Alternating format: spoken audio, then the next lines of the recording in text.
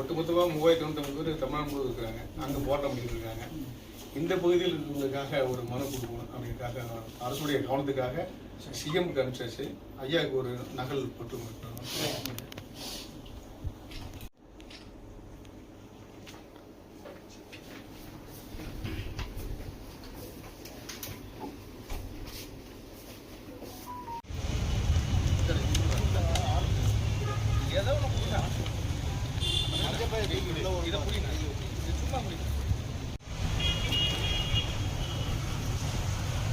சும்மா அப்படியே பிடிக்கு.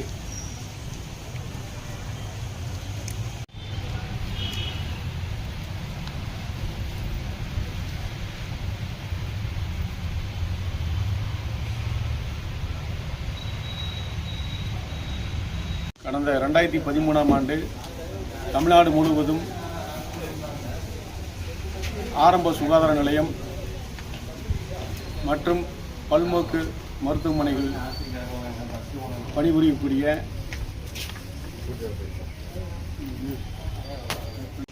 கடந்த 2013ஆம் ஆண்டு தமிழ்நாடு முழுவதும் பல்நோக்கு மருத்துவமனைகளில் ஆரம்ப சுகாதார நிலையங்களிலும் மாவட்ட அளவிலான வேலைவாய்ப்பு அலுவலகங்களில் தற்காலிக அளவில் பணியாளர்களை எடுத்தார்கள், நியமனம் செய்தார்கள். அதன் அடிப்படையில் நியமனம் செய்த பணியாளர்கள் அனைவரையும் இதுநாள் வரை நிரந்தர பணி அமர்த்தாமல் ஏமாற்றப்பட்டு வருகிறார்கள். கடந்த 2019ஆம் ஆண்டு சட்டமன்ற கூட்டத்தொடரில் இவர்களுக்கு 5 ஆண்டுகள் பணியாற்றிய தற்காலிக ஊழியர்களான அந்த பல்நோக்கு மருத்துவ பணியாளர்களுக்கு பணி நிரந்தரம் செய்யப்படுகின்ற ஆணையை வெளியிட்டிருந்தார்கள்.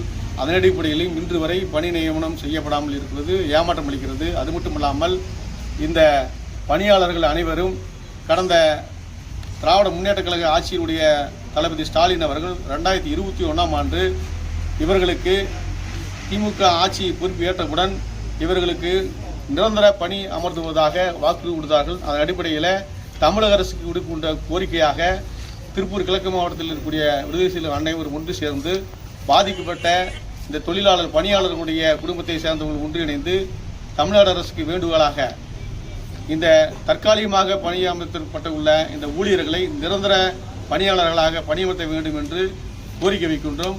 அது மட்டும் இல்லாமல் எமது எழுச்சி திருமணம் அவர்கள் இதன் அடிப்படையில் தலைமையில் முதலமைச்சர் அவர்களுக்கு மனு கொடுத்துள்ளார். அதன் அடிப்படையில் உடனடியாக ஆய்வு செய்து இவர்களுக்கு தற்காலிக பணியாளர்களை நிரந்தர பணியாளர்களாக ஆக்கிட வேண்டும் என்று கோரிக்கை வைக்கின்றோம். நான் தமிழ்முத்து, மேனாள் மாவட்ட செயலாளர், திருப்பூர் கிழக்கு மாவட்டம்.